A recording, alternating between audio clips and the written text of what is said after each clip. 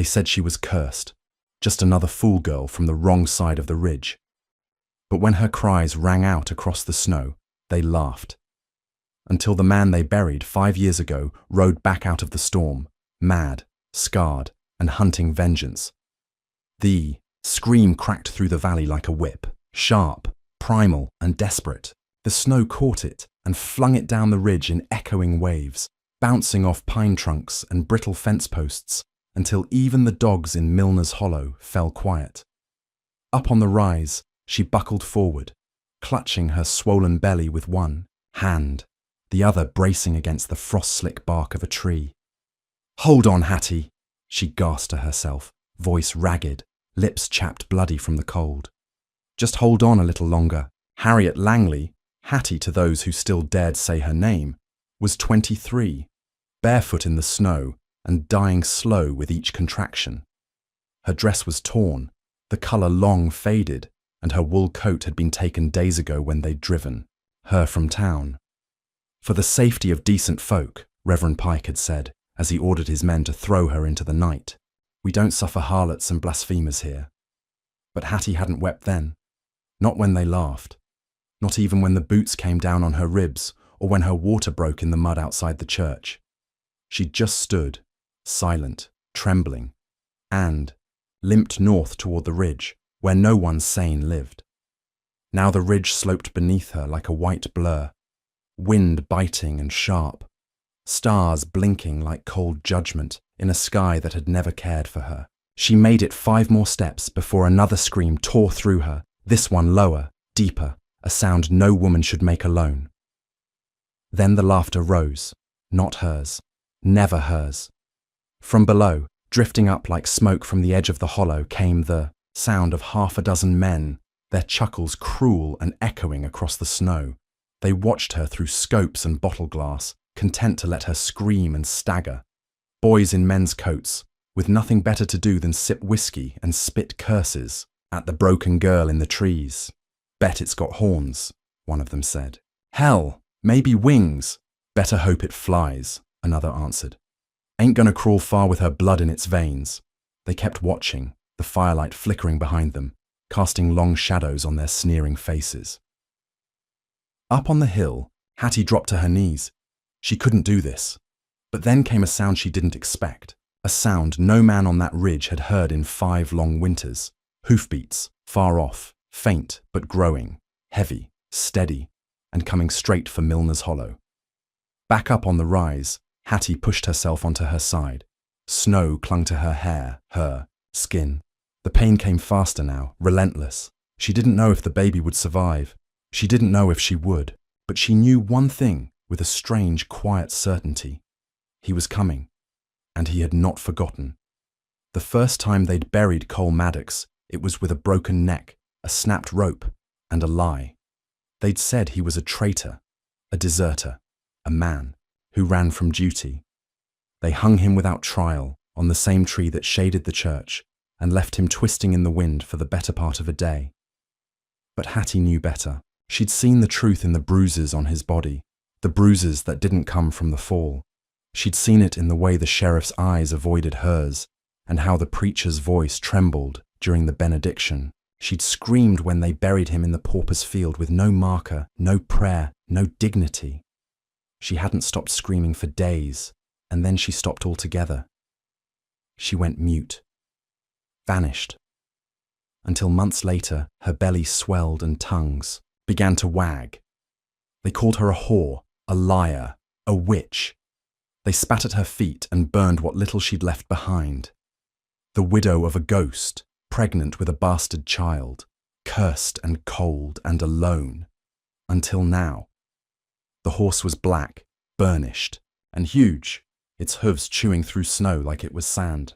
The rider sat tall, broad-shouldered, wrapped in a heavy coat slick with melted ice. He wore no hat. His face was shadowed beneath the low brim of the sky and the rising gust, but the men by the fire still saw him as he crested the ridge. "Who the hell?" one started, but the rider didn't slow.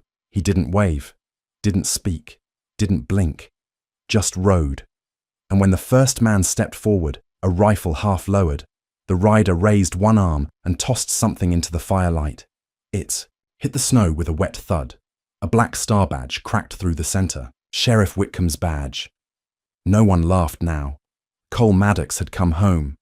Back on the hill, the baby crowned. Hattie bit into her own wrist to keep from screaming. She bore down, tears streaking hot down her cheeks, even as ice froze at the corners of her eyes. Her entire body convulsed, the pain sharp enough to see stars. But she pushed, because if Cole was near, if he was real, and not just another cruel dream, then she'd be damned if she let his child die in the cold. The cries split the dark. Tiny, raw, defiant. A boy. No sooner had the last breath left her lips than she heard a branch snap nearby, not from the men down in the hollow. Closer, a figure moved in the dark. Not Cole. Something else. She couldn't move, couldn't fight. She wrapped her arms around the child, bare skin against bare chest, and whispered, "Not this one. Not him. Please." The figure stepped into view. A girl, barely 13, covered in soot and blood. Her eyes wide, frantic. "You gotta come. Now," she said. "He's killing 'em, all of 'em. He's not stopping." Hattie blinked. "Cole?" The girl nodded. "He's mad," she whispered, "and he's looking for you." The girl's words hung there in the frost between them, vapor and fear blending into the wind. She wasn't shaking from cold alone. Her eyes had that wild, brittle look of someone who'd seen something she wasn't built to carry. Blood clung to her fingernails like she'd dug it out of someone, not found it. Hattie clutched her newborn tighter, still kneeling in the snow, every nerve raw and open. Her breath came in short, sharp bursts, the afterpain still knifed through her abdomen, but she forced herself to focus, to steady the edges of her mind long enough to form words. "What do you mean? Looking for me?" she rasped. He saw me." The girl, scrappy, barefoot, ash smeared down her arms like war paint, shook her head.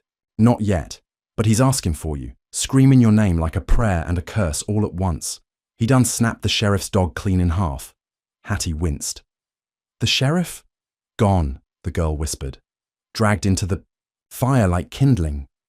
The baby whimpered against her chest. A soft, uncertain sound, more tired than afraid. Hattie adjusted her shawl to wrap tighter around him, shielding his tiny face from the wind. There was blood dried between her legs, soaking her hem, and she could barely move, but she had to. "Help me," she said, looking the girl straight in the eye. "You came all this way. You found me, so help me stand." The girl hesitated.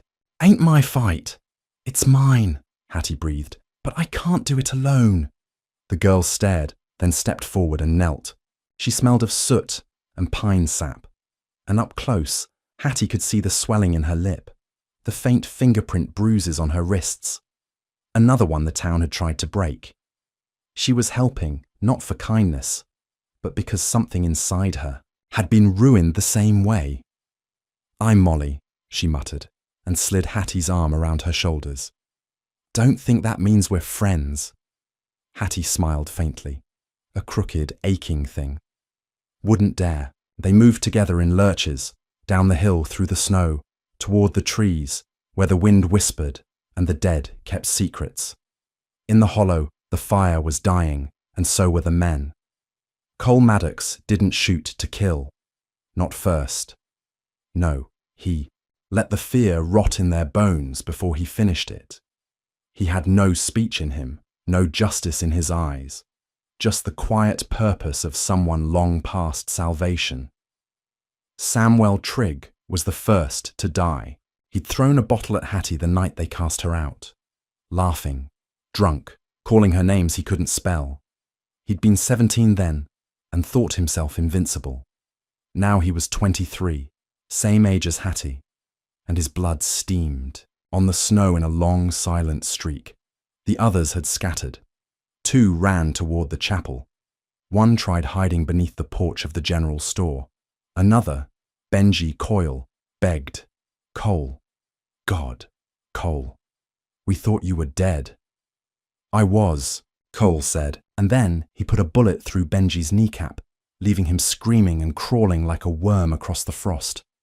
The man Cole once was had been buried with a rope still warm around his throat. What came back was something else. Not just a ghost, not just vengeance, but grief made flesh. He moved through the town like a shadow, igniting old guilt as he passed. Every boarded window, every crooked sign, every boot print left in the snow, it all remembered what they'd done. They had laughed, and now they were silent. By the time Hattie and Molly reached the edge of town, smoke coiled upward from the square, not heavy enough to mark full ruin, but enough to choke a throat. Molly paused at the tree line. "You sure you want to go in there?" Hattie said nothing, just shifted the baby in her arms and started forward, one step at a time, each one harder than the last. She expected carnage, but what she found instead was stillness. No horses, no people. Just the crackling hiss of fire consuming slow what the cold hadn't already claimed. Then the door to the old mercantile creaked open. Out stepped a woman, grey hair in a long braid, apron stained with flour and soot. Mrs. Hollis. She had once held Hattie's hand during Sunday prayers. She had also thrown a rock at her back the night she was driven out. Now she stood still, face drained. "We didn't know," she whispered. "We thought he was—" "I didn't come for apologies," Hattie said. "Where is he?" Mrs. Hollis's eyes darted to the far end of town. "The church. Last I saw," she murmured. "He was asking God if he remembered how to bleed." The chapel doors were open, one of them hung by a single hinge, creaking with every gust. Inside, Reverend Pike knelt beneath the altar, lips moving fast in prayer. Cole stood before him, head bowed not in reverence, but rage. His clothes were torn now, a gash bloomed across his cheek. Blood from someone else. "I buried you," Pike said hoarsely, "with my own hands." "You buried what was left," Cole replied, "not what you broke." "I did what had to be done." Cole stepped forward. "You hung me on a lie. You abandoned your post. I deserted the war to come home to her," Cole said, and his voice didn't shake. "That's not cowardice. That's love. You defied the town, the law, the word of God." "No," Cole said. "I defied you." Then he raised the revolver, but a voice broke through the quiet. "Cole." He turned. Hattie stood at the doorway, baby in her arms, wind in her hair. She looked like death and rebirth all at once. He froze. Every bone in him trembled, as if seeing her was harder than all the killing he'd done. "You're alive," he said. She nodded. "And so is he." He stepped forward, slow. "Let me hold him."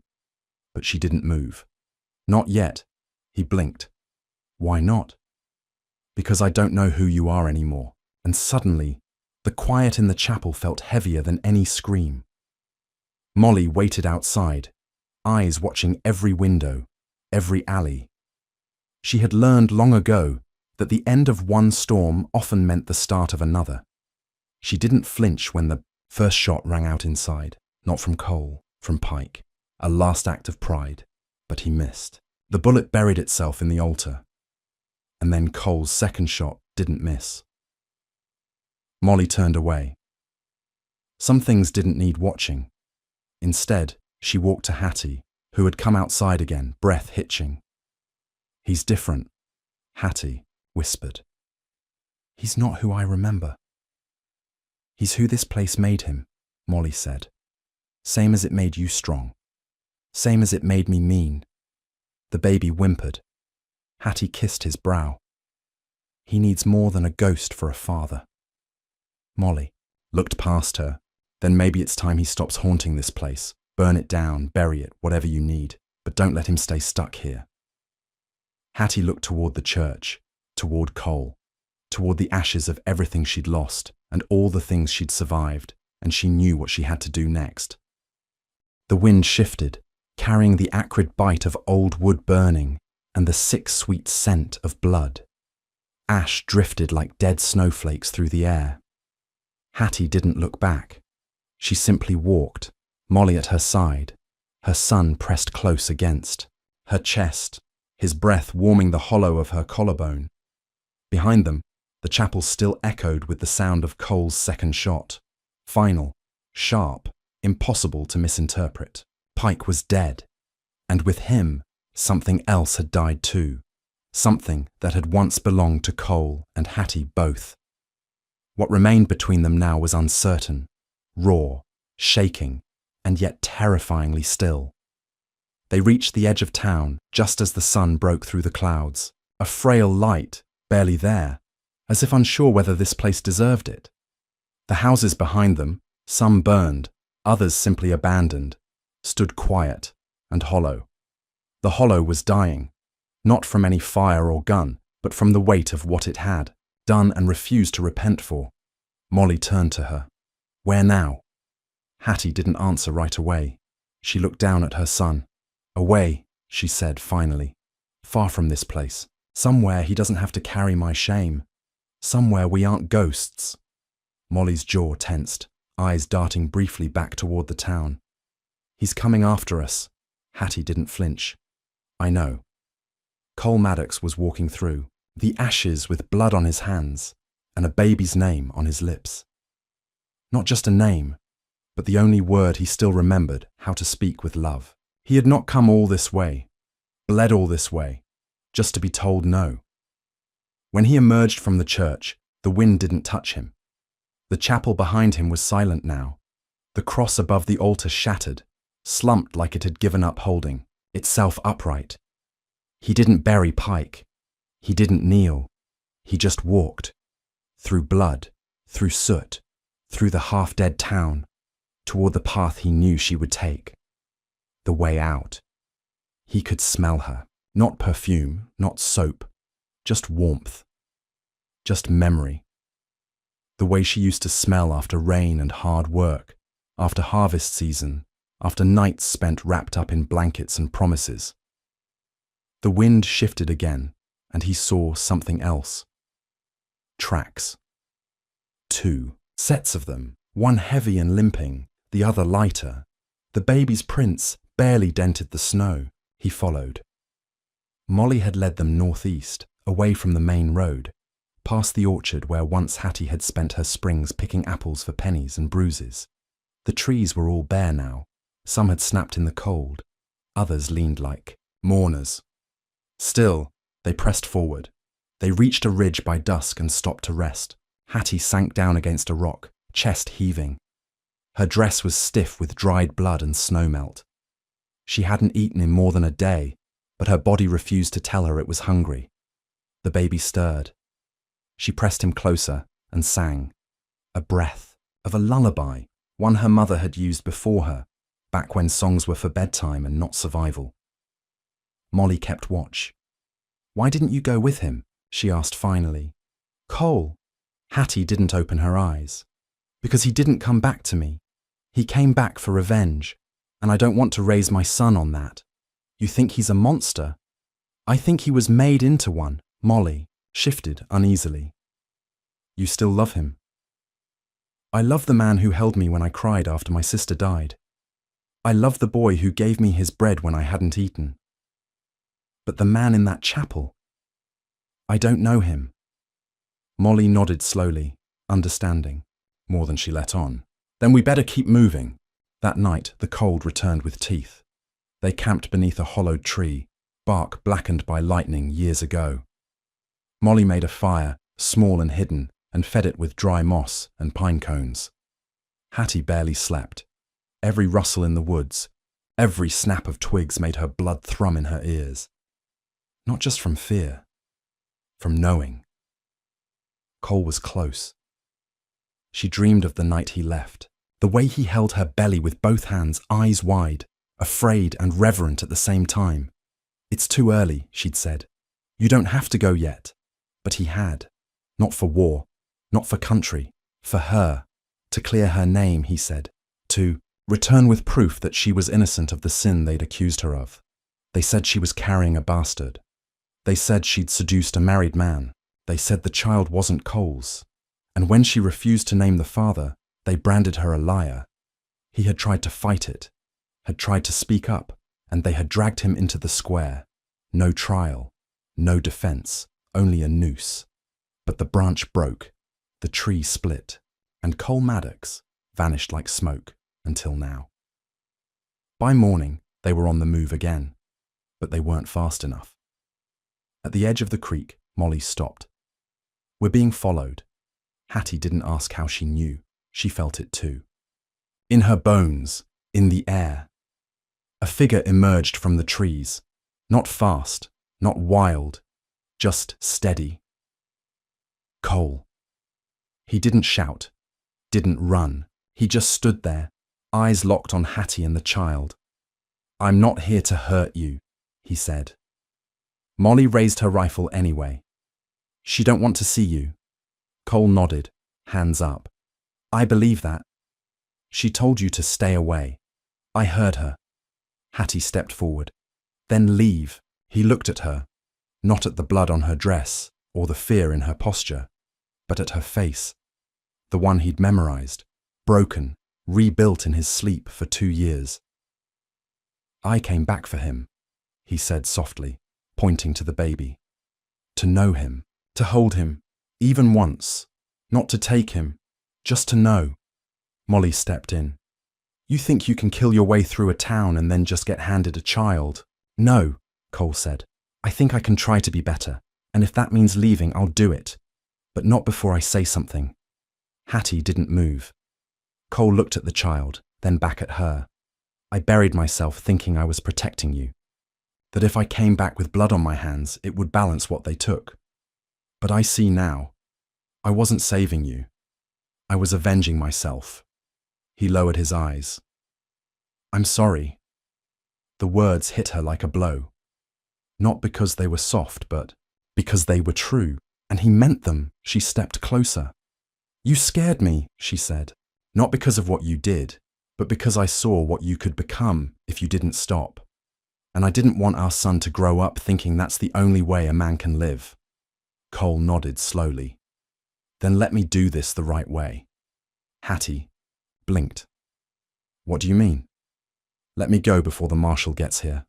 Let me vanish. Let the town think I died in that chapel. They'll rebuild. They'll lie to themselves. But you'll be free." Molly narrowed her eyes. "You're not gonna run, are you?" "No," he said. "I'm gonna disappear." He looked at his son one last time. Then he turned and walked back into the trees, the way he came. And for the first time in 2 years, Hattie didn't feel hunted. She felt heard. The next day, the marshal came. Rode in with 3 deputies, boots sharp, faces sharper, asked what happened. Molly said there was a fire, said Pike tried to kill a girl in the chapel, said Cole Maddox died stopping him. They found the Reverend's body, found others too, half burned, bullet riddled. But no sign of Cole. They took statements, rode out, and left the hollow with a warning. No more lynchings. No more wild justice. Next time, the whole town would pay. No one argued. No one looked too hard for Cole. He became a story, a shadow, a whisper, a warning. And Hattie? She left 3 days later, with Molly, with her son, with no plans but one. Live better. Be better. Raise her child free of the hate that had tried to kill them both. The sun hadn't yet broken the frost when they left the hollow behind for good. It was Molly who saddled the horse, Molly who bartered for a cracked compass in exchange for her last copper ring, and Molly who whispered over the flames that night, "We don't go back." Hattie didn't reply. There was no back to return to. The woman she'd been when she was dragged into the snow, bloody, humiliated, trembling from pain and cold, had died right there beneath the jeers and torchlight. Only a mother walked forward now. A mother and a friend beside her who had chosen to stay when it would have been easier to vanish. The baby, who they had begun calling Tom, though no christening had blessed it so, clutched her finger with a strength she hadn't expected. Every now and then, He'd look up at her with that same hollow-eyed determination that Cole once wore. Not when he was angry, when he was trying not to break. They walked east toward the canyon trails, where settlers rarely wandered, where federal law meant nothing and kindness even less. But there was talk, Molly had heard it from a trader weeks before, of an abandoned rail depot deep in the cliffs, a place where outcasts went to start over, where no one asked who you were or what you'd done to get there. The path was unforgiving, rocks sliced through the soles of Hattie's boots. Wolves followed from a distance some nights, curious but cautious. Tom coughed through the nights.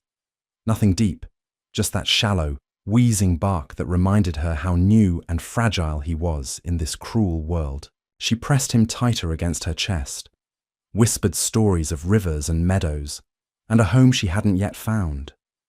Molly never interrupted, just listened, and kept watch.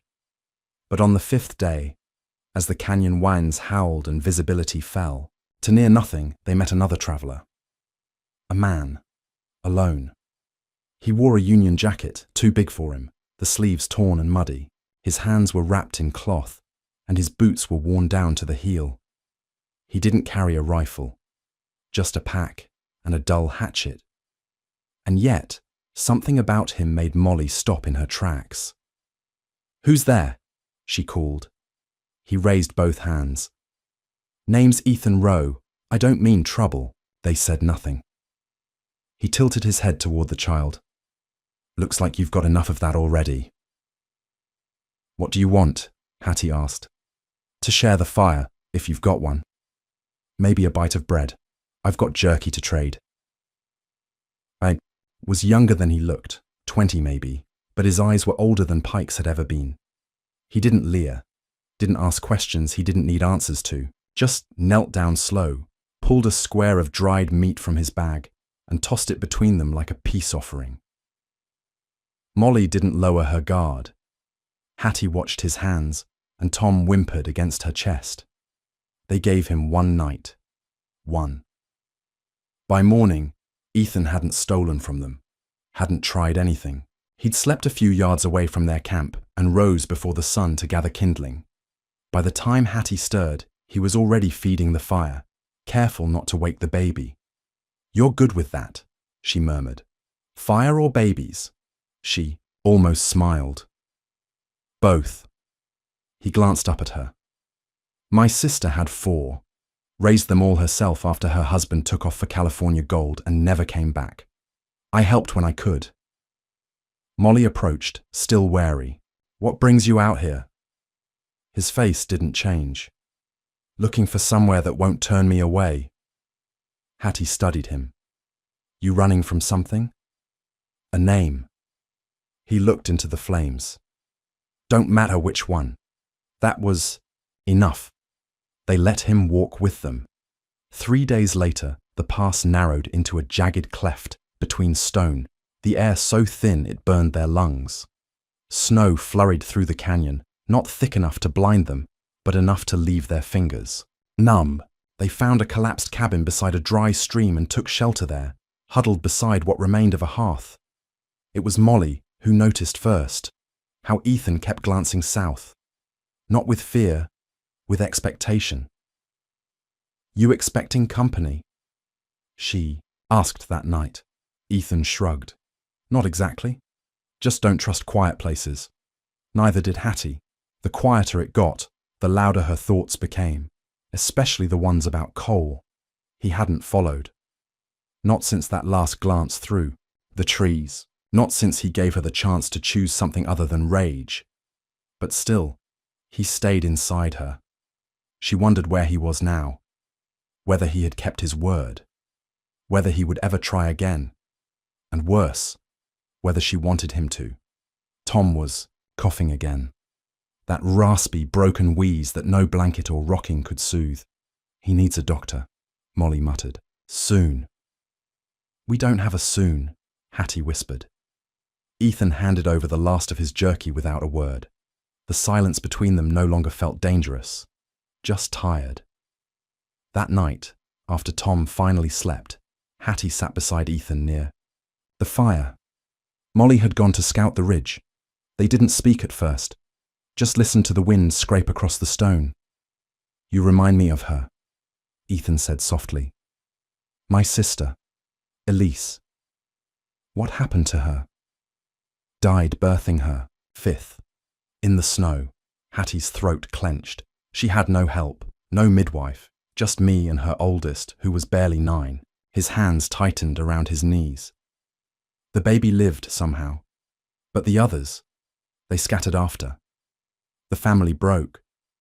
I'm sorry, he nodded. That's why I offered to stay. You looked like someone who'd been left behind before. Hattie didn't reply. Her eyes burned, but she didn't cry. Not anymore. Do you think we ever stop running from that? She asked. From being left? She nodded. He looked at her. I think the only way out is building something no one wants to leave. Molly returned with news. There's smoke, she said, breathless. Not a mile from here. Could be the depot. They moved at dawn. The path led them into a gorge, where the stones bled rust, the air thick with iron and soot, and then, there it was, a low-lying depot tucked between boulders, its chimney coughing thin trails of smoke into the sky. People moved inside, slow, cautious, but alive. A woman opened the door when they knocked. She was missing 3 fingers and wore a patch over one. Aye, you lost? She asked. No, Hattie said. We're looking to stay. The woman looked them over. Baby, 2 women, 1 stranger. She stepped aside. Then come in and earn it. Inside was nothing like a home. Just cots, blankets, bread baking over a barrel stove. But no one looked twice at them. No one asked what they'd done. No one laughed. That night, Hattie stood over her son as he slept on a makeshift cot. Molly was speaking with the patch-eyed woman about work in the gardens. Ethan was helping repair the door hinges. Hattie reached into her coat pocket and pulled out the one thing she hadn't yet burned, a folded scrap of paper. Edges worn. Ink faded. It was Cole's letter, written the day before he left, the one he'd tucked beneath her pillow. She hadn't read it until the day she gave birth. She opened it again. My love, they say you are shame, but I know you as light. They say our child is a sin, but I feel only grace when I think of the 2 of you. If I do not come back, remember this, you were always more than they deserved, and he will be too. Her hands trembled. Tears spilled down her cheeks and into the folds of the note.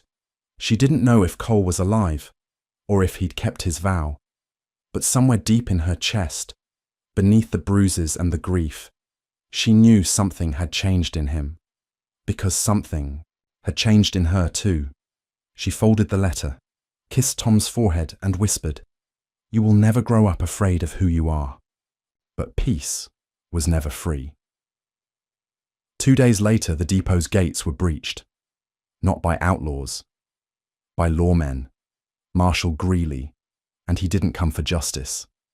He came with a list, and Cole Maddox's name was on it. So was Hattie's, so was Ethan's, so was Molly's. The names weren't shouted, they were read, slow and deliberate, off parchment yellowed at the edges from weeks on the road. Marshal Greeley held it as though it were scripture. 6 men rode with him, faces hidden beneath wide-brimmed hats and dust masks, rifles slung low, revolvers resting easy in their hands. They didn't speak unless ordered. And Greeley didn't need to repeat himself. Cole Maddox, Harriet Trude, Molly Ash, Ethan Rowe. The last name lingered on his tongue, like something bitter, and any child in their company. The depot's occupants stilled. No one moved. Even the fire seemed to hush. I ain't asking twice, the marshal said. Hattie clutched Tom closer to her chest. He was asleep. She didn't want him to wake to this. Molly's hand hovered near her belt, where a knife lay hidden beneath her coat. Ethan's eyes were already searching for exits. The woman with the eye patch, her name was Myrna, they'd learned, stepped forward, bold as brass. This place don't trade people, she said. Greeley's eyes twitched. This place doesn't trade yet, but it will. Once we burn it down and build it back proper.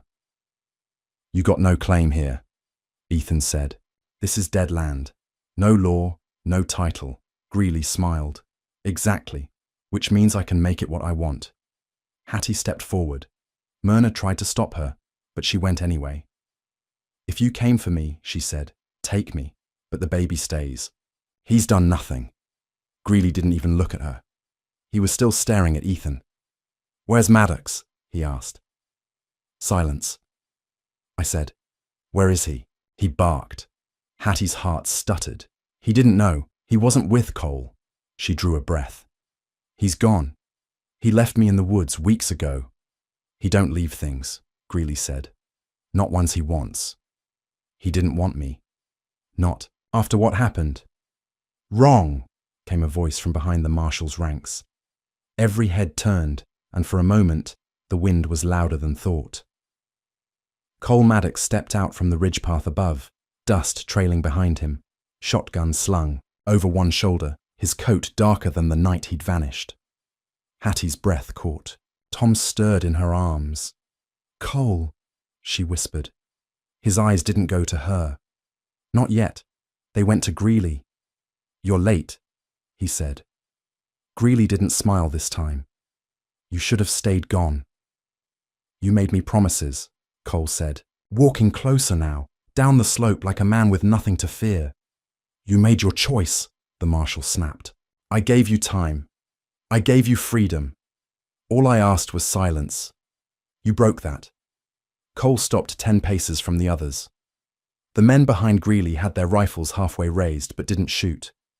I broke it when you sent men to her house, Cole said. You think I didn't know? You think I didn't find the ones you sent after her? You think they didn't talk before they died? Hattie's knees nearly buckled. Cole had found them, killed them. Molly stepped forward, between Hattie and the men. You want a war, Marshal? No, Greeley said, steady. I want an example. He raised his hand, and gunfire shattered the morning. It wasn't clear who shot first. The depot's side door burst open. Myrna's men, 3 of them, armed and angry, emerged behind crates. Ethan dove to shield Hattie. Molly tackled one of Greeley's men before he could get his rifle up. Tom wailed. Hattie fell hard, cradling him to her chest as boots thundered around her. Cole fired once, twice, a third time. 2 of the marshal's men dropped. The 3rd shot missed. The 4th didn't. Greeley screamed as a slug tore through his thigh. Blood painted the snow. Horses screamed. Myrna grabbed Hattie by the shoulder, yanked her toward the depot door. Inside, a boy no older than 13 was hurling sacks of flour in front of the windows, barriers against bullets. Ethan pulled the door shut behind them. Outside, gunfire kept cracking, then silence, then smoke. They didn't know how long it lasted. When it finally ended, Cole kicked open the door. He was bleeding from his temple, jacket torn, limping, but alive. He dropped to one knee beside Hattie. I'm sorry, he breathed. I didn't come sooner. She shook her head. You came. He brushed Tom's cheek. The baby quieted. It was the first time Tom had seen him. The first time any of them had seen him as more than the man who left. He looked older now. Worn, but clearer, like whatever rage he'd carried had been emptied. Hattie couldn't stop crying, couldn't stop holding her son. Cole didn't ask for forgiveness. He just stayed. They buried 2 from the depot that night. Ethan took one body, Myrna the other. Greeley hadn't died. Molly had stopped Cole from putting a final bullet in him. Let him crawl back and tell the others, she'd said. Let him warn them. They left him with 1 horse and a cracked canteen. He didn't say thank you. They didn't expect him to. Cole slept beside the fire with Hattie and Tom. He didn't ask to hold the baby. He waited, watched. When Tom reached for his fingers, it was like a gate unlocking. I named him Tom, Hattie said. Cole nodded. After your brother? She nodded. He smiled faintly. That's a good name. In the flicker of the flames, they weren't what they'd been. Not lovers, not strangers. Something in between, something heavier, but more real. "I kept your letter," she whispered. "I didn't think you would. I didn't think I'd ever see you again. I wasn't sure you'd want to." She hesitated. "I didn't." Silence stretched between them. Then, "But I needed to. The depot couldn't hold them forever. Too exposed. Too well known now." They planned in whispers. Mapped out trails using old papers and guesswork.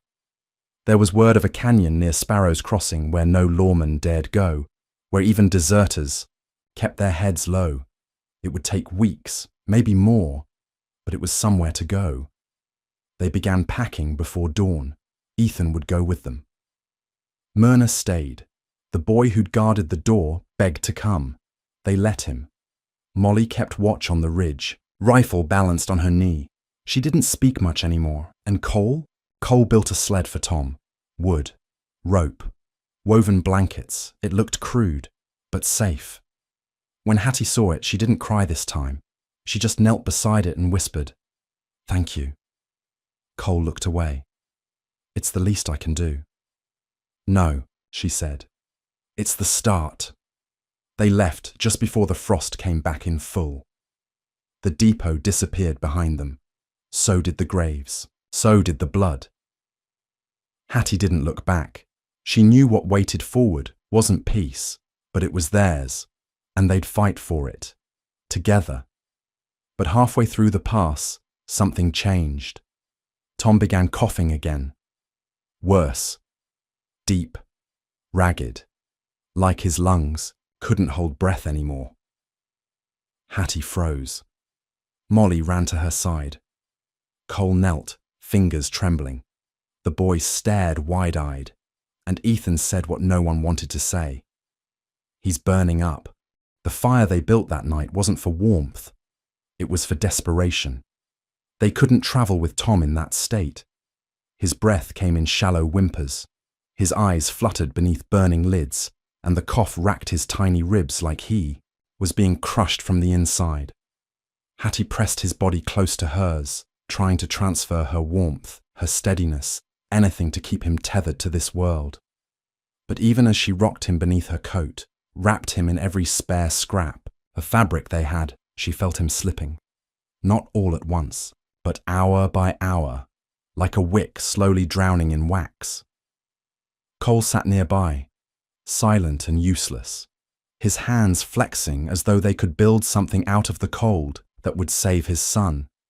The same hands that once ended lives without hesitation, now hovered, terrified to even brush the child's skin. Ethan and Molly scavenged snow-packed roots for tea, pine needles for steam. It was a fool's hope, but no one dared call it that aloud. "We need a doctor," Ethan finally said, pacing with his hands on his hips. "A real one, not leaves and spit." "There's no one out here," Molly muttered. "Not for miles." "I remember a woman," Hattie said suddenly, her voice cracked and far off. "Back near Dry Ridge. She helped with a birth once. They called her Red Clara. She had hands like a surgeon, even if no one knew where she learned it." Dry Ridge. "It's 2 days behind us," Ethan said. "At least," Cole stood. "Then I'll ride." Hattie jerked her head up. "No, it's suicide in the dark." "I've seen worse nights," he said. "And if you freeze before you find her, or get turned around, I won't." Ethan stepped between them. "Even if you find her, there's no promise she'll come." Cole looked at Tom. The baby let out a rasp, then nothing. No cry, no fight. "I'll make her," he said, and was already packing. He left 10 minutes later, on the fastest horse they had, a black mare with a temper. The wind cut sideways across the ridges, and his figure was soon lost in the dark, swallowed by trees and silence. Hattie didn't sleep. Molly took Tom for a few hours, holding him to her chest while the others rested in shifts. But Hattie couldn't close her eyes without hearing the baby's breathing falter, couldn't forget the way his tiny hand had stopped gripping her finger, limp now except for the occasional twitch. Ethan tried to keep spirits up. He even told a joke once, some dry story about a drunk mule and a nun. No one laughed. Time dragged. The sun rose behind clouds the next day, and there was no sign of Cole. They boiled water, bathed Tom's feet in it. He didn't flinch. He didn't even blink. Myrna had sent a rider with word the day they fled, but it was a long shot. No medicine caravans came this way. No mercy did either.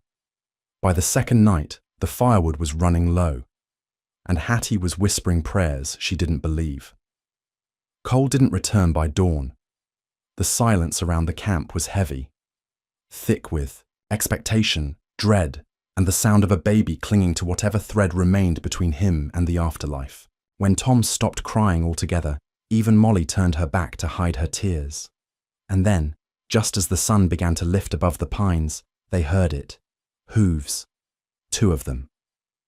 Cole burst through the snowline, soaked, bloodied, and half frozen, but not alone. Behind him, riding astride a tired gelding, was a woman in red. Her coat looked pieced together from old curtains, but her saddle was neat, her eyes sharper than any knife. Her dark hair was pulled back tight, and her gloved hands clutched, a leather bag so worn it looked like it had seen more war than peace. "Where's the child?" Red Clara asked before anyone could speak. Hattie shoved past the others. "Here," she whispered. Clara climbed down, her knees stiff. "Get me hot water, cloth and light. I work fast and talk slow. Don't interrupt." And with that, she rolled up her sleeves and laid the baby on a flat blanket near the fire. It was a blur after that. She worked like she didn't care who watched, like time was her enemy, and she was always a breath ahead of it. She poured something bitter-smelling into Tom's mouth. She massaged his chest, cleared his nose, wrapped him in steaming cloth, pinched his skin at places only she seemed to understand. At one point, she took out a small needle and pressed it into the softest part of his foot. Tom gasped. His first, real breath in hours. The relief dropped Hattie to her knees. "He'll live," Clara said at last, "if the fever breaks." "And if it doesn't?" Ethan asked. "Then you bury him wrapped in his mother's voice. That's all we can do." She didn't sugar things, didn't ask for thanks either. She only looked up at Cole and said, "You rode hard, could have died." "I had reason." She studied him a long moment. "I hope you're ready to be a father. Because that child's not just lungs and skin. He's a choice. One you have to make every damn day." Cole nodded once. Clara didn't stay long. By midday she was gone, with the promise of taking word back east if she found any more survivors or help. She left behind a pouch of dried herbs and one warning. Don't let the past chase you too long. It bites harder when you're tired. The camp stayed quiet that night. Tom's fever didn't vanish, but he stirred more. He gripped Hattie's finger again. He even cried once, just a thin, broken sound, but real. Hattie didn't let go of him for hours. Molly sat near the fire, fletching arrows from broken branches. Ethan was asleep with his back against a tree. Cole approached slowly, like a man unsure of his place. "Can I?" he asked. Hattie shifted, allowing him to sit. She passed Tom to him, gentle as glass. Cole held the baby like he might vanish. "He's warm," Cole said. "He's breathing. That's more than we had yesterday." They sat in silence. The stars above were so sharp they looked like they could cut. "Do you regret coming back?" she asked. He shook his head. "But you were free." He didn't answer at first. Then, "Freedom isn't worth much when you've got no one to give it to." She turned her face away, trying not to cry again. "I don't know what we are now," she whispered. "I don't either. I don't know if I can ever love you again." Cole swallowed. "You don't have to. Just let me stay. Let me earn what I should have been." The words hit harder than any oath. She didn't answer, just laid her head against his shoulder as Tom sighed between them. The journey resumed 3 days later. Tom stronger. Everyone leaner, colder, but alive. The trail east was harder than they expected. Steeper ridges, thinner air. Game was scarce. They rationed heavily. At one point, Ethan gave up his portion to Tom without speaking. No one argued. They passed 2 frozen bodies by the river bend, strangers who didn't make it. One still held a letter in his hands, unopened. By week's end, they reached the canyon rim and found it wasn't empty. Smoke rose from the far side. Columns, black and tall. A settlement, not a town. Something different. Molly scouted ahead. Came, back with her face pale. "It's a compound," she said. "Armed, organized. They call it the Verge. No flags, no welcome signs, but they've got walls and eyes." Ethan frowned. "Think they'll take us in?" "Not for free." That night, Cole walked up to the edge of the canyon, staring at the glow from lanterns on the far side. "We need rest," Hattie said, standing behind him. "Real roofs, doctors, food." "They might not be kind," he warned. "Neither was the world before," she said. "We've faced worse," he turned to her. "Then let's go face it together." They crossed at dawn. 6 figures. 1 baby. No guarantees, and a compound that would either save them or tear apart the last. Thread holding them all together. They crossed the canyon bridge in silence. It wasn't more than a rotting plank path tethered to cliffstone, but it held beneath their weight, even with the wind howling through the rocks like something angry had been woken. Cole led the horse, carrying Tom and Hattie, keeping one hand on the reins, the other on his pistol. Ethan and Molly flanked them. No one spoke. No one breathed too loudly. On the far side, the wall loomed. Wooden, tall, patched together with planks and steel scraps, more fortress than welcome. And above it, a tower. Someone was watching. A bell rang, short, 2 chimes. By the time they reached the gate, 5 figures were waiting, guns in hand, muzzles half lowered. Their leader stepped forward, a wiry man in a long black duster and thick gloves. He looked like he hadn't slept in days. His beard was neat, his eyes unreadable. "State your name," he said, voice rough as gravel. Cole answered first. "Cole Hemsworth. We're travelers, from the northern ridge." The man's eyes narrowed at that name. "Hemsworth." Hattie sat straighter. "We've got a sick child. Please, just let us speak to someone in charge." "You're speaking to him," the man said flatly. "My name's Reddick. I run Verge. You'll hand over your weapons. Come inside one at a time. If you're clean, we talk." They surrendered their guns, their knives, even Molly's boot dagger. Reddick's guards searched them, even checked under their coats for signs of plague or infection. When they saw Tom, they faltered. "He's burning up," one whispered. "He's 2 months old," Hattie said through clenched teeth. "He's had worse days." Reddick stared hard at her. "Put your faith in strangers often?" "No, but I'm still standing." That answer must have pleased him. He nodded once. "Bring them through." The inside of Verge was a patchwork of survival. Makeshift buildings, tents, cabins braced together by rope and willpower. There were children here, half-dressed, barefoot, but playing. Women mending boots near the fires. Men hauling water or watching from rooftops. It was civilization, but only just. They were led to a hut near the center. Inside, heat swelled from a cast-iron stove. Reddick motioned for them to sit. "You'll be allowed to stay 3 days," he said. "Enough time for your child to be seen by our medic." 3 days? Cole asked. "We're not just looking to pass through." "Then you're in the wrong place," Reddick replied. "We don't open our doors wide for runaways or sentimental tales. Verge survives because it's selective." Hattie didn't blink. "Then select us." Reddick chuckled, once. Then he waved toward the door. "You'll meet the medic. If the boy's stable by the end of the 3rd day, we'll talk. If not, he didn't finish. He didn't have to. The medic's name was Josiah. Tall, silent. His beard was grey at the corners, and his hands moved fast but gently. He examined Tom for an hour straight, while the others waited in the corridor, the silence broken only by Hattie's breath. Josiah finally stepped out and wiped his hands on a towel. "He's very weak," he said. "But the woman who treated him before, she knew her craft. He's stronger than he looks." "Will he live?" Cole asked. Josiah shrugged. "With rest, warmth, milk, a little luck." That night they were given a single-room shelter. 4 cots, 1 shared blanket, no locks on the door.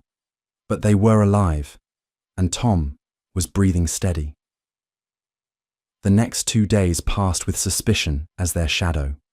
People watched them wherever they went, not cruelly, but cautiously. Cole volunteered to help with firewood.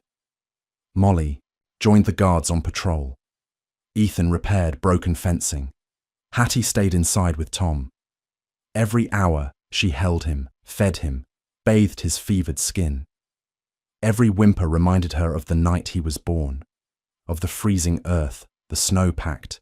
Between her knees, the jeers from the ranchmen who'd thrown her out for refusing a man twice her age. She remembered their faces, their laughter. She remembered how they shouted, "You'll never make it through the night, girl," as she clutched her swollen belly and stumbled into the dark. And she remembered the sound of Cole's voice when he finally returned, weeks later, carrying the weight of guilt heavier than any blizzard. Now, as Tom breathed in her arms, she whispered to him a story. "Your father came back for us," she said. "He came back when no one else would." On the 3rd day, Reddick returned. "Your time's up." Cole straightened. "The boy's still recovering." "I see that. But rules are rules." Hattie stood beside Cole. "We'll work. We'll—" "Stay quiet." Reddick crossed his arms.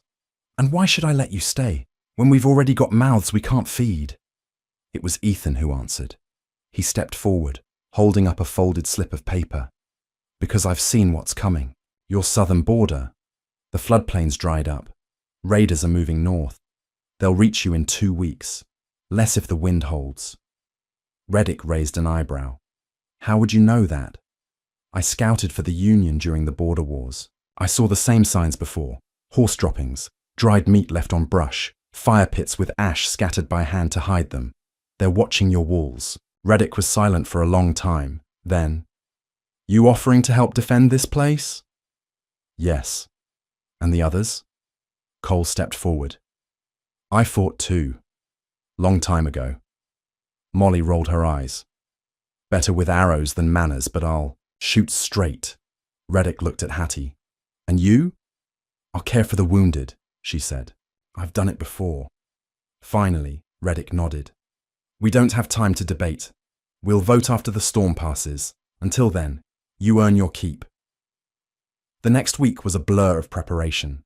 Wood was reinforced, traps were laid, sentries doubled.